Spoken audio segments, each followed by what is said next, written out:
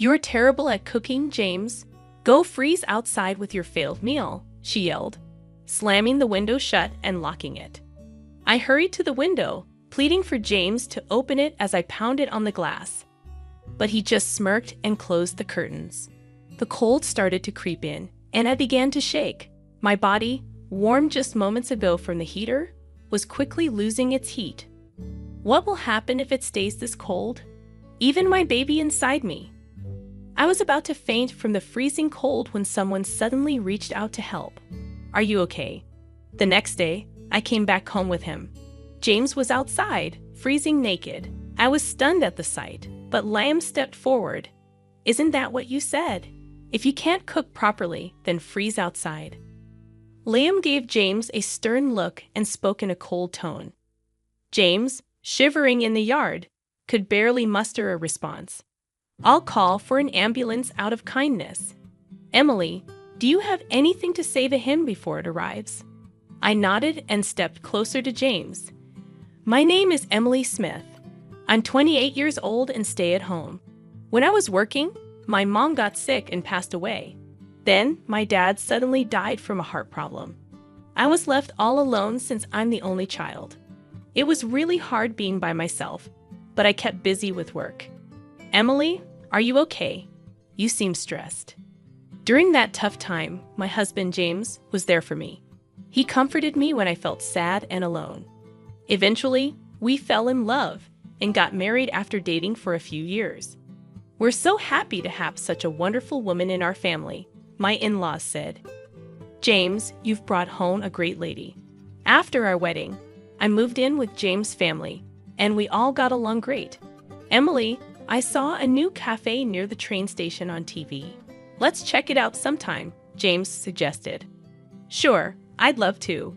I especially bonded with my mother-in-law, and we made it a tradition to go out for a meal once a week. I also connected well with my father-in-law, who enjoys cooking, and we've cooked together in the kitchen a few times. "I'm happy you're getting along with my family, but what about my younger brother? He can be a bit of a handful," James asked. "Oh, he's fine. Liam, my brother-in-law, and I don't talk much because he works from home and stays in his room most of the time. But when I showed interest in his work, he explained it to me in detail. So, I've been getting along well with James' family." A few years later, I found out I was pregnant with James' child. Because of how bad my morning sickness was, I decided to quit my job. "I think that's a good call. Don't overdo it," James agreed. Deciding to quit wasn't just my choice. I talked it over with James' family. Both James and Liam make enough money for us to live comfortably. I also have savings, and with my father-in-law working and my mother-in-law having a part-time job, quitting my job won't cause any issues. "Wow, pregnant women have it easy. No work, no complaints," someone remarked. Lately, James has been complaining about me not working. But during our discussions about me quitting my job, James was actually the one who suggested it first. He said, "You're just freeloading without a job, acting all high and mighty." "Who's acting high and mighty?" "I'm the one who always cleans up after you," I retorted.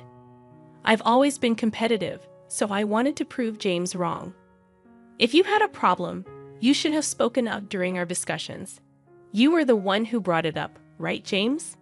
Instead of complaining, focus on your own responsibilities. My parents-in-law agree with me and support my decision. James feels left out. He and Liam don't get along, so Liam never supports James. James looks down on me because I work from home. He doesn't listen to me and doesn't think I'm helpful." Liam whispered this, which is why he doesn't join our conversations. James doesn't like this, and when we're alone, he complains even more. "Just because my family likes you doesn't mean you should act all high and mighty." I'm not acting that way. Everyone is just being reasonable. Even when it's just the two of us, I never used to lose arguments to James. But when the morning sickness started, I lost the energy to argue. Pregnancy isn't an illness. If you're not working, James thinks you're just lazy. I agree. Pregnancy isn't an illness, but Emily is putting in a lot of effort to nurture another life. That's hard work in itself, Liam acknowledged. Liam started helping out too. Whenever James complained to me, Liam would step in and tell his parents. While James got scolded by them, Liam took care of me. At this rate, it's hard to tell who the real father is, I joked, rubbing my belly. With my in-laws keeping an eye on things, I hoped James would eventually change. Until then, I kept trusting him. Oh, James isn't back yet? No, not yet. Suddenly, James started coming home late all the time. He claimed it was because of overtime, but I wasn't sure if that was true. Even on his days off, he'd say he was working late or got called in unexpectedly and wouldn't come home at all. I began to suspect James was cheating, and so did his parents. We tried to gather evidence together, but it was tough to catch him in the act.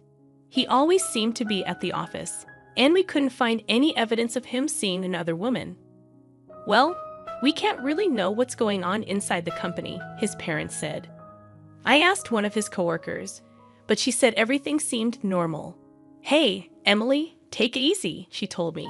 My morning sickness got so bad that I couldn't do any housework. But my father-in-law cooked, my mother-in-law helped with other chores, and Liam pitched in, so everything was okay. You should be ashamed of yourself. Lying around all day, not doing any housework, even though you're a homemaker? Why are you even here? James, who had seen his parents doing chores, woke me up one night just to say that.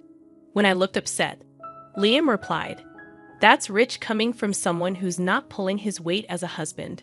Every time you challenge me, even though I'm the eldest. Well, you're not exactly the role model type of brother. You've always been a bit of a know-it-all," Liam retorted. The argument between the brothers escalated, almost turning physical, before their parents stepped in to stop them. After hearing what happened, their parents scolded James, saying, "That's enough. Do whatever you want." "Wait, James, where are you going without talking to me?" James left without a word. "I'm really sorry about that. We apologize," their parents said to me in place of James, and the situation calmed down. However, James's behavior has been worsening, and something needs to be done soon. I was at a loss for what to do. Is everything okay? One Saturday, my in-laws had planned a trip for a local event. Despite arranging it beforehand, they were worried about leaving me alone due to James's recent behavior. "I'm concerned about leaving you," my mother-in-law said. "I'll be fine. My morning sickness has eased up a lot," I assured them. They left with concern, and around the same time, Liam had overnight commitments. "I'm sorry for leaving at this time," Liam said. "It's okay, take care," I replied. Not long after they left, Liam also departed. James was unusually at home that day, still asleep. Despite not feeling my best, I decided to get up and do things around the house. I didn't want to risk James's criticism if I stayed idle. Thankfully, my father-in-law had prepared plenty of dishes and stored them in the fridge. I started cleaning and doing laundry, taking it easy on myself. "Hey, breakfast!" James finally woke up close to noon, still looking grumpy with messy hair. He demanded breakfast, and I rolled my eyes, grabbing some leftovers from the fridge. "What's that? Leftovers your dad made you? You can't even cook as a homemaker," James remarked. His comment annoyed me. Why does he say things like this? Doesn't he realize I'm pregnant with his child? There's no excuse for his behavior. Sorry, but right now, my main job is taking care of our baby. Household chores can wait. How dare you talk to your husband like that? James shouted at me, but then Liam barged in, breaking the tension. I could hear them arguing loudly outside. "You stay out of this." James snapped at Liam before storming off to his room, muttering angrily. As expected, James made a racket and then left the house. Liam let out a heavy sigh. "You okay?" Liam asked as he entered the room. "Yeah, what brings you here?" I replied. "I just came to pick up something I forgot," Liam explained, looking at me with concern. I chuckled, noticing how much he resembled his mother. "It's all right, go ahead. Don't worry about me," I assured him. "Okay then, I'll head out," Liam said, hesitating for a moment before leaving. I couldn't help but wonder, Where did the James I first met go? At this rate, it seemed like divorce was inevitable. But I still wanted to remain close to my in-laws. Feeling suddenly drained, I decided to lie down. And before I knew it, I fell into a deep sleep. "Emily, time to wake up." James's voice interrupted my sleep. "Mim," I mumbled as I sat up. I met James's eyes, expecting him to scold me. However, he gave me a wry smile. "I'm sure I'll get an earful from James later," I thought. "I wanted to let you sleep, but it's already evening," James said in a surprisingly gentle tone. I was shocked by his kindness. "I've prepared dinner, so when you're ready, come join me," he added before leaving the room. I noticed a blanket over me and couldn't help but wonder if James had covered me. I went to the kitchen and found my father-in-law's dishes already warmed up, ready to eat. "I'm sorry, Emily," James said sincerely. "When I found out we were having a baby, I was thrilled, but then I got overwhelmed and took it out on you. This cake is my way of apologizing." James presented a cake to me. Honestly, this gesture couldn't erase all the past hurts, but his genuine apology warmed my heart. For now, I decided to forgive him and enjoy our meal together. "Look, it's snowing," James exclaimed excitedly. "Oh, you're right. Let's go see," I replied, following him to the window. The sight of the snow falling against the night sky was beautiful. Since I came from a place where it rarely snowed, this was a special moment for me. Without hesitation, I moved closer to the window. "Let's open it," James suggested. "But it'll be cold," I protested. "Just put on a jacket," he insisted as he draped one over me and opened the window, letting in the chilly wind. As I braced myself against the cold, James hugged me. Suddenly, I found myself outside, and when I turned around, I saw James grinning mischievously. "You're a homemaker who doesn't do the housework. That makes you a bad wife. Think about that tonight," he teased. "Excuse me? What are you saying? You can't even cook," I retorted. With that, James shut and locked the window. I rushed to the window, pleading with James to open it as I pounded on the glass, but he just grinned and closed the curtains. The cold was starting to make me shiver. My body, warm from the heater just moments ago, was rapidly losing its warmth. What am I going to do if this continues? Even my baby inside me, just as I felt like I might pass out from the cold and shock, someone reached out to me and asked if I was okay.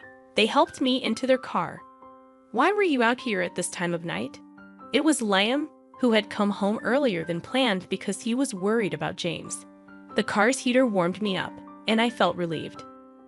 "We should go to the hospital, just to be safe," Liam suggested as he drove me there. Thanks to his quick action, both my baby and I were okay. While I was being examined, Liam arranged for a hotel where we could stay. He left to take care of something else. "I'm so relieved. You're going to be a strong baby, right?" Feeling reassured, I rubbed my belly. I was grateful that nothing serious had happened.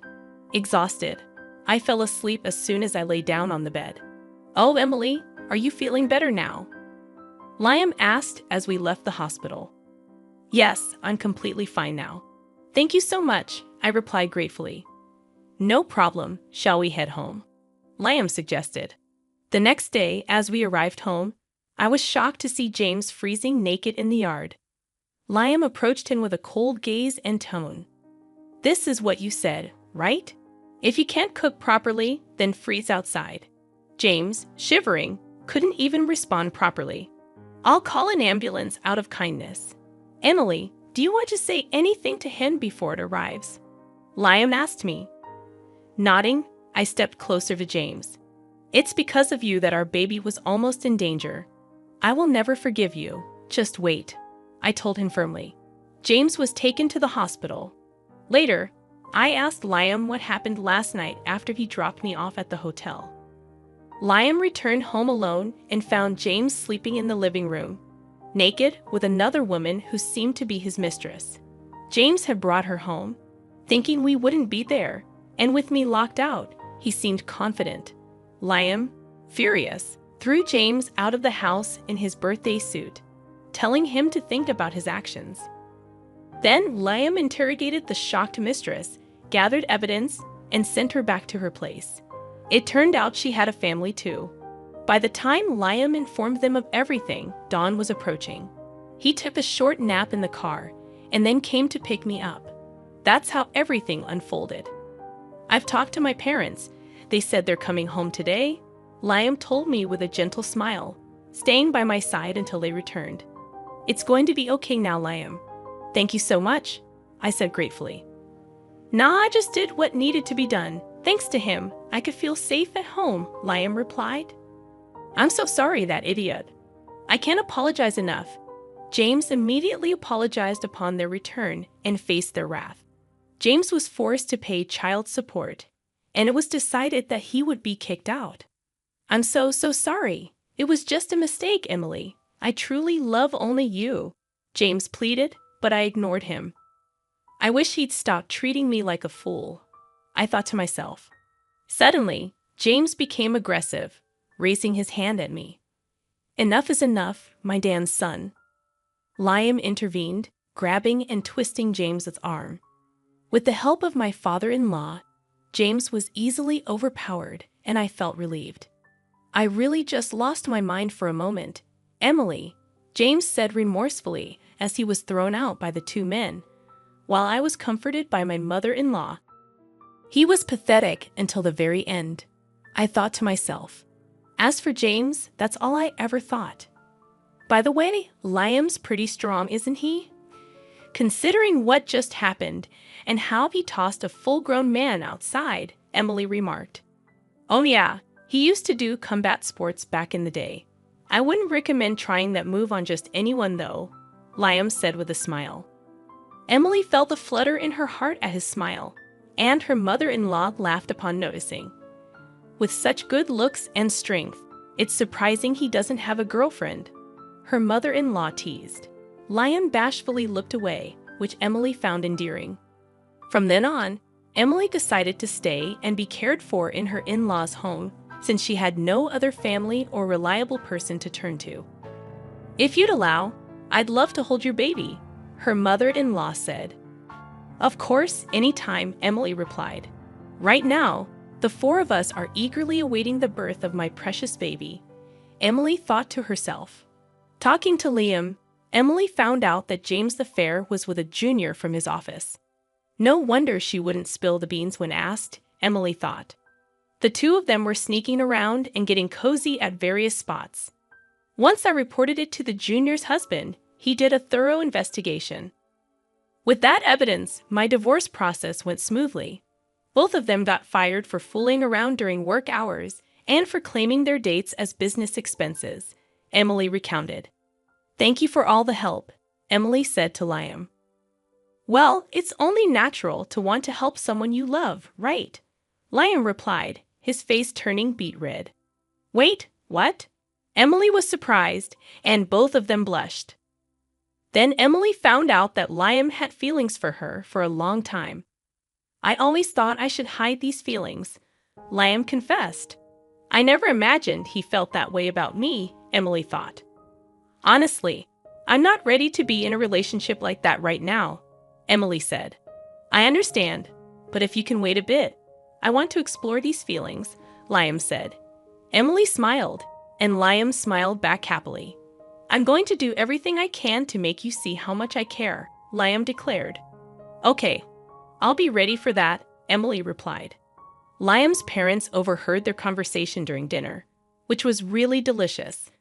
Looks like Liam has a girlfriend now, his mother teased. Liam blushed and responded playfully. Both his father and I laughed at that, Emily remembered. Afterwards, I gave birth to our lovely daughter right on time, Emily proudly shared. She's so cute. Congratulations. She looks just like Emily, adorable, Liam's parents said. I don't want to let her go, Liam said happily, embracing his role as a father. Years later, I happily married Liam again, and our daughter calls him Daddy. Liam adores her. Emily remembered fondly. I think our next child will be a boy, Liam guessed. Yeah, that would be cool if he's like me.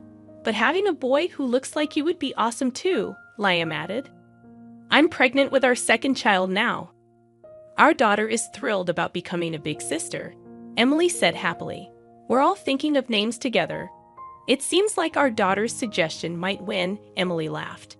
I'm going to make Emily our daughter and the new baby happy, Liam promised.